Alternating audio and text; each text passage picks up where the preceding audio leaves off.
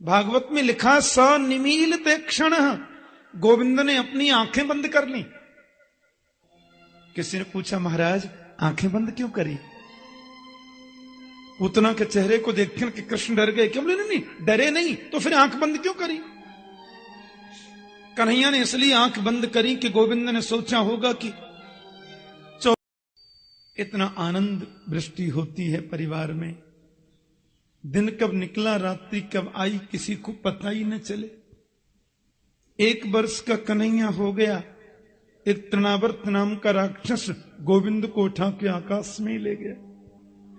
मेरे प्रभु ने तृणावर्त का ही कल्याण कर दिया। डरे नहीं। ये तृणावर्त को बहुड़ा बोलते हैं ब्रजभाषा में। जेठ के महीना में गोल गोल आंधी चलती है ना, बहुड़ा, वही तृणावर्त है। तृणों का समूह, उसमें आप कुछ भी डाल दो ऐसे घूमने लग जाते।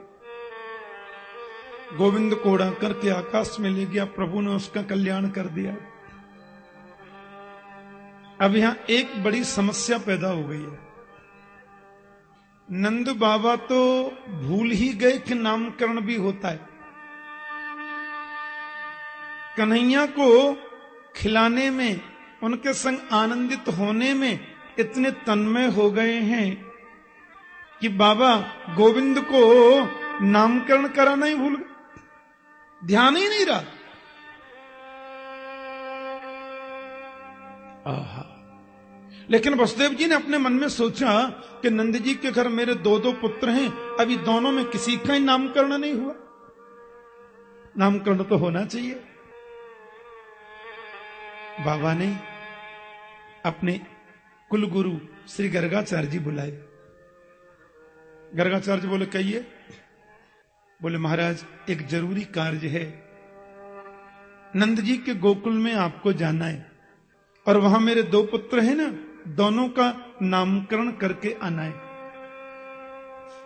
आप नामकरण करने अवश्य पधारें प्रभु, लेकिन इस बात का पूरा ध्यान रखना कि नंद जी को यह बिल्कुल पता नहीं चले कि छोटा बाला भी मेरा पुत्र है। बोलो जय श्री कृष्ण। छोटा बाला मेरा पुत्र है, ये बात नंद जी को पता नहीं चलनी चाहिए। जाइए। बोले महाराज आप चिंता न करें, मैं नामकरण करके आऊंगा।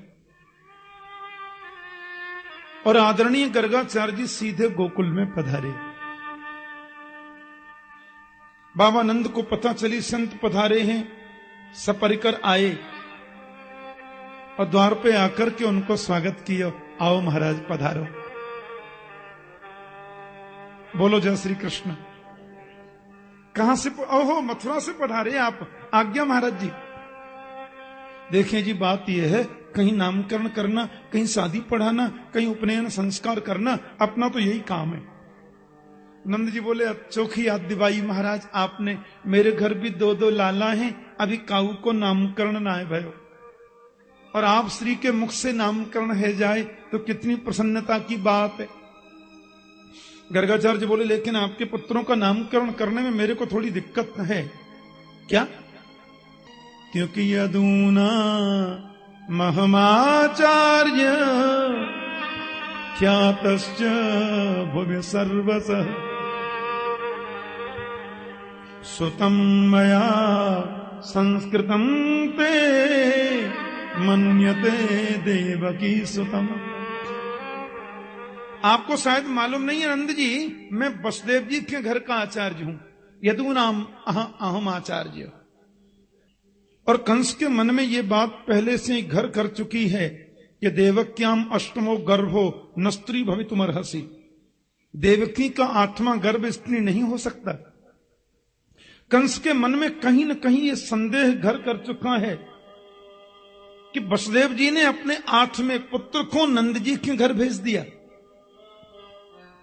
अब वसुदेव जी के घर का ब्राह्मण यानी कि मैं गर्गाचार्य आपके पुत्र का नामकरण करूंगा तो कंस ये सोचेगा नहीं क्या? उसको विचार तो होगा ही। तो वसुदेव जी के घर के पंडित जी ने नंद जी के पुत्र का संस्कार किया है, नामकरण संस्कार किया है, तो जरूर नंद जी के घर जो पुत्र है वो वसुदेव का ही पुत्र होगा। नहीं, नामकरण करने के लिए वो अपने ब्राह्मण से कराते, वसुदेव के ब्राह्मण को क्यों बुलाते? अब बताओ, समस्या खड़ी हो जाएगी ना। और मेरी वजह से किसी के पुत्र के जीवन में कोई समस्या आवे, ये मैं बिल्कुल नहीं चाहता। नंद जी बोले, सुनो महाराज जी, जब कंस को पतो ही ना चलेगी तो समस्या काय को आवेगी? नंद जी, आपके यश को मैंने सुना है, हर काम बड़ी धूमधाम से करते हैं आप। आपने अपने पुत्र का जन्मोत्सव धूमधाम से मनाया, 6वें दिन ही 7वें दिन ही पूतना आ गई, मालूम है? आपने अपने बेटियों का अन्नप्राशन संस्कार धूमधाम से मनाया, उसमें सक्टासुर राक्षस आ गया। भीड़ में पता नहीं चलती महाराज, गलत भी आ जाते हैं। आपने 1 वर्ष का उत्सव मनाया, तृणाव्रत आ गया। अब नामकरण संस्कार आप करेंगे और मेरे द्वारा कराएंगे नामकरण अपने बालकों का, और उस भीड़ में फिर कोई राक्षस आ गया तो बोले भीड़ क्यों होगी? क्योंकि आप कोई काम धूमधाम से ही करते। नंद जी बोले, गुरु जी, हम तो पड़ोसी को भी न्योता नहीं देंगे, बस पर नामकरण आपके मुख से है जाए। हमें कहा करना है अपनी नाम बड़ाई प्रतिष्ठा को, हमारा लाला प्रसन्न रहे बस। गर्गाचार्य बोले, ऐसी बात है तो गौशाला के बंद कमरे में नामकरण कराना है तो आप अपनी पत्नी साथ लेकर के आओ, मैं नामकरण कर देता हूं। नंद बाबा ने मैया से जाकर के कही, देवी, हमारे घर 2 लाला हैं, काऊ को नामकरण ना भयो, बड़े उच्च कोटि के ब्राह्मण आए भये हैं, आज मैंने के हाथ से नामकरण कराना चाहिए। यशोदा मैया बोली, क्यों जी, लाला हम कहूं से उधार लेके आई हैं कि हमने मोल को लियो है? बुढ़ापे में गोपाल को दर्शन कियो है, मेरे लाला को नामकरण होएगा ना जी तो 6 महीना पहले से तो ब्रजमंडल में नौते लगवाऊंगी और पूरे ब्रज में चूल को नौतो देना है। चूल का नौता मतलब है किसी के घर चूल्हा भी नहीं जले। सवेरे नाश्ता से लेकर के बच्चे से बूढ़े तक सब मेरे घर भोजन करें, उसको बोलते हैं चूल का नौता। माने आपके घर चूल नहीं जलेगी, आज चूल्हा नहीं जलना है। नंद जी बोले, हमें अपनी प्रतिष्ठा नहीं देखनी देवी, लाला की प्रसन्नता देखनी चाहिए। फिर नंद जी ने जब 2-3 बातें बताई तो यशोदा बोली, सुनो जी, हम तो पड़ोसियों ना बुलाएंगे, हमारा तो लाला प्रसन्न रहे, पर एक बात बताओ, पंडित जी का नाम क्या है? नंद जी बोले, बहुत उच्च कोटि के विद्वान हैं, गर्गाचार्य नाम है देवी। मैया बोली, मैंने तो जी नाम सुनो ना है, अच्छे ज्योतिषी है, भूत भविष्य वर्तमान की सब बातें उनको बतावे। मैया बोली, तो अब बाबा की परीक्षा लेनी चाहिए, सच्चा ज्योतिषी है कि खड़िया पलटन है? बोलो जय श्री कृष्ण। हाँ, ऐसे बोल रहे हैं ब्रज में, खड़िया पलटन। परीक्षा कैसे ले? सो महाराज दोनों मैया ने विचार कर लियो। मैया यशोदा रोहिणी से बोली, सुनो, मेरे लाला को ले लो तुम अपनी गोद में और आपके लाला को मैं ले लूं अपनी गोद में। देखो बहन, हम दोनों को कलर भी खूब मिले, तुम्हारो लाला गोरो और मेरो कलर भी गोरो, मेरो कन्हैया सांवरो और तुम भी थोड़ी सांवरी रोहिणी, तो तुम्हारा और कन्हैया को रंग खूब मिले और तेरे बेटिया को और मेरो रंग भी मिले, अदला बदली करके बैठेंगी।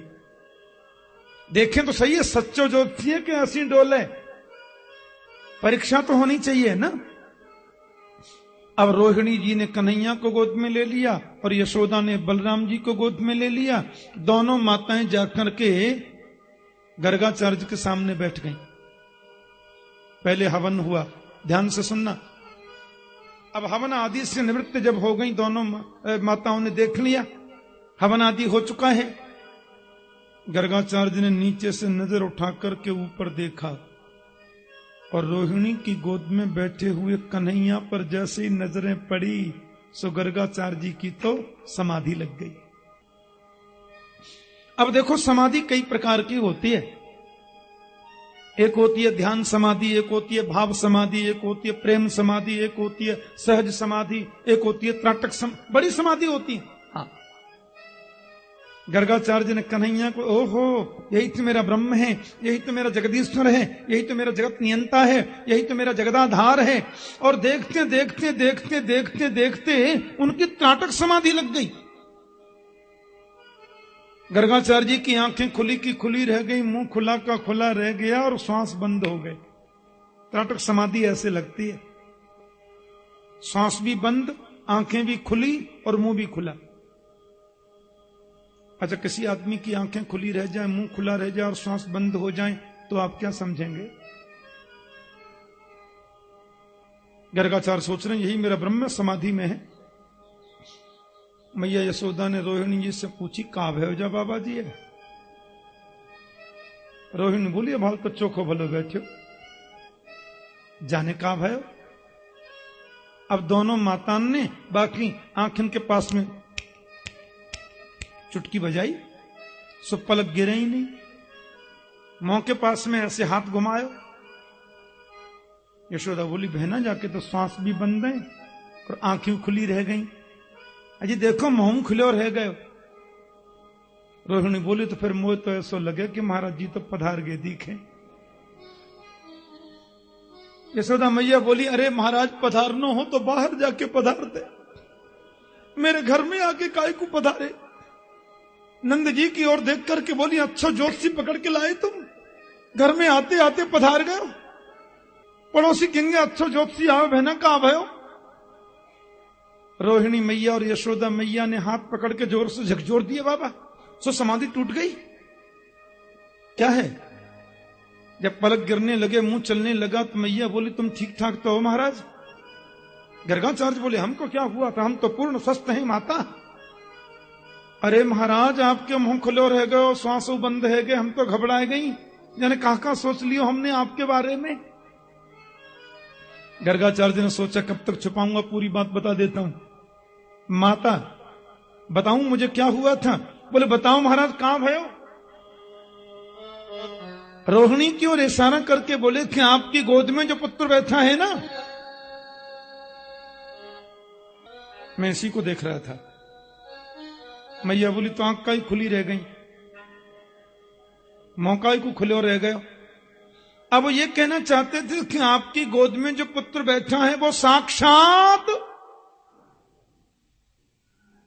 कहना चाहते थे वो साक्षात ब्रह्म है, भगवान है।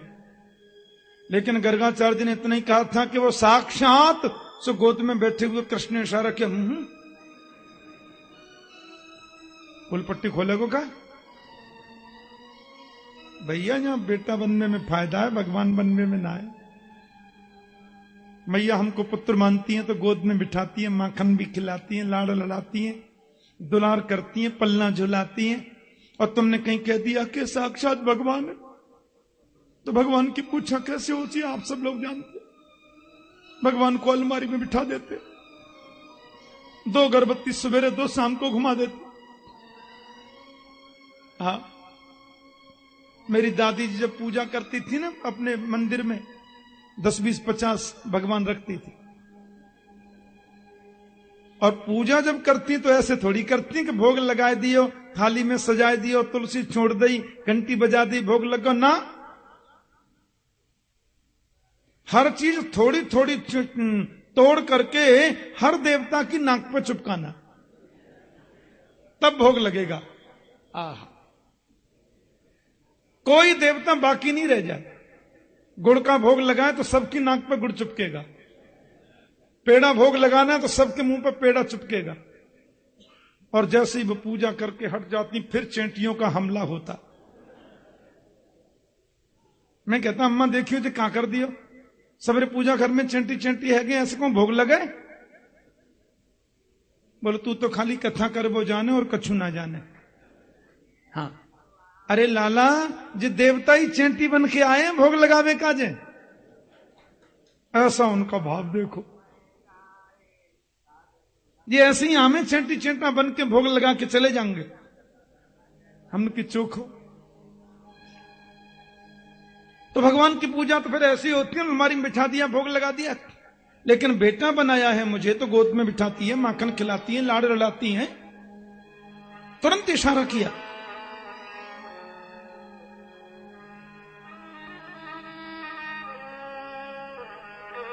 जब इशारा कन्हैया ने किया तो गर्गाचार्य तुरंत समझ गए। अब देखना, गर्गाचार्य ने कहा था तुम्हारी गोद में जो बेचा बैठा है वो साक्षात, इतने में इशारा हो गया। बोले गुणों का खजाना है, ये साक्षात गुणों का खजाना है। इसकी मस्तिष्क रेखा को हम देख रहे थे माता, और मस्तिष्क रेखा देखने में जरा भी पलक गिर जाए तो रेखा पकड़ में नहीं आती, इसलिए मेरी समाधि लग गई थी, त्राटक समाधि। कन्हैया बोले बच गए, बाबा तो आज पोल पट्टी खोल ही देता। मैया बोली बहुत लंबी रेखा देखी महाराज, हम तो बिल्कुल डर गई, जाने कहां भयो आपको, अब नामकरण करो। गर्गाचार्य बोले बड़ी बड़ी चतुर है माताएं, मेरी परीक्षा लेने के लिए अदला बदली करके बैठी हैं दोनों हैं। तो गर्गाचार्य जी मुस्कुरा करके बोले माता, यशोदा बोली देखो बाबा मैं बड़ी हूं ना, तो पहले मेरी गोद में जो मेरा बेटा है ना, बाई को नामकरण करो। गर्गाचार्य ने यशोदा की ओर इशारा करके कहा माता आपकी गोद में जो पुत्र बैठा है वो आपका तो है ही नहीं। भैया बोली मेरो ना तो कौन को है? बोले अयम ही रोहिणी पुत्रो रमयं सुहृदो गुणै आख्यास्यते रामैति बलाधिक्यात् बलम विदुः। आपकी गोद में जो पुत्र बैठा है माता वो आपका नहीं है, अयम ही रोहिणी पुत्रो, ये माता रोहिणी का पुत्र है। मैया ने हीरा की अंगूठी उतारी और बाबा के चरणन में चढ़ाती वही रोहिणी से बोली खड़िया पलटन ना है, सच्चा ज्योतिषी है, ठीक बात बता दे। माता इस बालक का नाम हम रखते हैं राम, आख्यास्यते राम इति, इसका नाम हम राम रखते हैं। लेकिन बलाधिक्यात बलम विदु, बल की अधिकता होने के नाते इसको बलराम बोलेंगे लोग, बलभद्र। जिसका कल्याण पूरे, जिसका बल पूरे समाज का कल्याण करता है वही तो बलभद्र है। बल माने पराक्रम, भद्र माने कल्याण। बहुत प्रसन्न हो गई मैया। माता ये बालक कभी एक गर्भ से खींचकर दूसरे गर्भ में लाया जा चुका है, इसलिए इसका एक नाम संकर्षण भी होगा। हलधर, दाऊदयाल, बलराम, शंकरषण, बहुत नाम है इनके। और हमारे ब्रज में तो महाराज दाऊदयाल ब्रज को राजा, भांग पीवे तो यहां पे आ जा। बोलो जय श्री कृष्ण। ब्रज को तो राजा है दाऊदयाल। और माता रोहिणी आपकी गोद में जो पुत्र बैठा है कि आसन वर्णास्त्रयो ह्यस्य गृह्णतो नु युगम तनु शुक्लो रक्तस्तथा पीत इदानीं कृष्ण तंगत। बड़ा सुंदर नामकरण कर रहे हैं। ये जो तुम्हारा बेटा है ना यशोदा जी, जो रोहिणी की गोद में है, इसका पहले शुक्ल वर्ण था, फिर इसका रक्त वर्ण हुआ, फिर पीत वर्ण हुआ, और इदानीं कृष्णतांगत, अभी इसका कृष्ण वर्ण हो गया है। कृष्ण वर्ण पिसा कृष्णम, कृष्ण वर्ण होने के नाते इसको कृष्ण ही बोलेंगे माता। प्रागयं वसुदेवस्य क्वचित् जाता तवात्मजः वासुदेव वपु श्रीमान अभिज्ञ संप्रचक्षते। मैया कहती है कि गर्गाचार्य बोले ये बालक कभी वसुदेव का पुत्र भी बन चुका है, मुझे ऐसा लगता है। मैया बोली पूर्व जन्म की बता रहा दीख है, ये कभी वसुदेव का पुत्र भी हो चुका है ना माता, इसलिए वासुदेव वपु श्रीमान अभिज्ञ संप्रचक्षते। जो जानकार लोग हैं वो इनको वासुदेव नाम से भी जानेंगे। वसुदेवस्या पत्यम पुमान वासुदेव, जो वसुदेव का पुत्र है उसको वासुदेव कहते हैं। मैया बोली ज्योतिषी ऊंचो ये पूर्व जन्म क्यों जाने सब, पर ये कौन कहे, ये तो अभी की बता रहे हैं। मुरलीधर, दामोदर, केशव, कन्हैया, कृष्ण, कितने नाम बताएं माता। बहूनी संति नामानी रूपाणी च सुतस्य ते। तेरे बेटियों के बहुत नाम हैं माता, बहुत रूप हैं, बहुत गुण हैं, कितना हम बखान करें। मैया ने बहुत सा सुवर्ण दिया। गर्गाचार्य बोले तेरा बेटा तो नारायण के समान गुणों वाला है। मैया बोली दक्षिणा कम हो तो ज्यादा ले लियो महाराज। उल्टी सीधी बात मत बतावे। नेत्रों पर तो पर्दा पड़ा है वात्सल्य का, वात्सल्य के भाव का चश्मा लगाए, और उसमें तो ब्रह्म को छोटा होना पड़ता है। मैया ने बहुत सा द्रव्य प्रदान कर दिया। गर्गाचार्य बोले इन द्रव्यों की तो मुझे जरूरत नहीं थी माता, फिर भी तुम्हारे आग्रह को मैं टाल नहीं सकता। गर्गाचार्य ने वो सब द्रव्य लेकर के अपने माथे से लगाया और ब्राह्मणों के घर में उसको वितरित करके और वहां से संत गर्गाचार्य जी चले गए। बोलो जय श्री कृष्ण। ब्राह्मणों के घर उसका वितरण कर दिया। आदरणीय पूज्य सुखदेव जी महाराज कहते हैं परीक्षित कन्हैया अब थोड़े से बड़े हो गए। आज मैया जब गोपाल को गोदी में लेने को आई, सूरदास जी का बहुत सुंदर पद है। मैं प्रयास करता हूं इस मंच से सूर तुलसी की वाणी ही कही जाए सुखदेव के सहयोग के रूप में। और सूरदास जी महाराज तो कवियों में सूर्य हैं, और भागवत के एक एक मंत्र पर सूरदास जी ने कवित्व लिखे हैं। आज मैया जब घर में गई, लाला गोदी में लियो, तो गोविंद पहली बार मुस्कुरा के बोले मैया। 2 दांत ऊपर हैं और 3 दांत नीचे हैं। अब मैया ने सुनी लाला के मुंह से मैया, सो माता यशोदा के हृदय में तो रसगुल्ला फूटने लगे। अब गोपीन की भीड़ लगी, नजरानी कहा बातें, बहना आज पहली बार मुंह से मैया बोले हो लाला। नंद बाबा घर में जैसी पधारे और बिन्ने कन्हैया गोद में लिया तो बोले बाबा। अब तो ब्रज में नगाड़े बजने लग गए। नंद जी को लाला आज बोल गए हो। बलराम जी घुटमन चलते आए तो बिन से बोले भैया।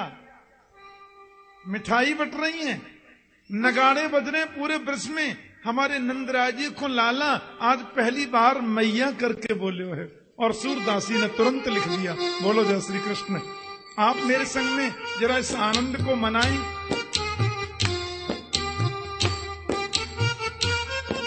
कहने लगे मोहन मैया मैया, कहने लगे मोहन मैया मैया, कहने लगे मोहन मैया मैया, कहने लगे मोहन। सुंदर भाव है। मैया मैया, पितानंद सो बाबा रे बाबा, पितानंद सो बाबा रे बाबा, पितानंद सो बाबा रे बाबा, पितानंद सो बाबा बाबा, और हलधर सो भैया, और हलधर सो भैया, और हलधर सो भैया भैया भैया, कहने लगे मोहन मैया मैया, कहने लगे मोहन मैया मैया, कहने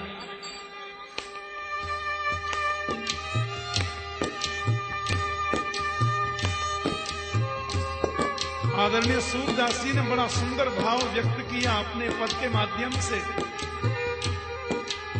बड़ी सुंदर भावनाओं का दर्शन कराया।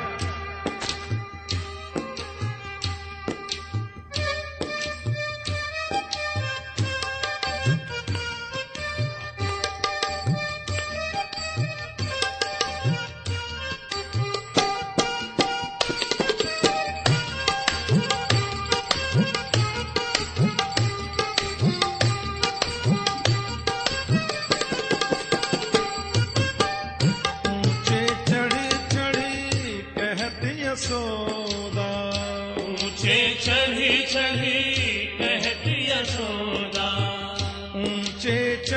चढ़ी कहत यशोदा, ऊंचे चढ़ी चढ़ी कहती यशोदा, ले ले नाम कन्हैया, ले ले नाम कन्हैया, ले ले नाम कन्हैया, कन्हैया कन्हैया कहने लगे मोहन मैया मैया, कहने लगे मोहन मैया मैया, कहने लगे मोहन मैया मैया, कहने लगे मोहन मैया मैया, कहने लगे मोहन मैया मैया, कहने लगे मोहन मैया मैया, दूर खेलन जने जाहू लाल रे, दूर खेलन जने जाओ लाल रे, दूर खेलन जने जाहू लाल रे, दूर खेलन बड़ा सुंदर भाव। जने जाओ लाल रे, मारेगी काहू की गैया, मारेगी काऊ की गैया, मारेगी काहू की गैया, गैया गैया कहने लगे मोहन मैया मैया, कहने लगे मोहन मैया मैया, कहने लगे मोहन मैया मैया, कहने लगे मोहन मैया मैया, नंदरानी के महल में जो खम्भे हैं, उन खम्भों के मणि खम्भों में अपना प्रतिबिंब देखते हैं गोविंद और भाव निमग्न हो जाते हैं। सूरदास जी ने बहुत सुंदर वर्णन किया है।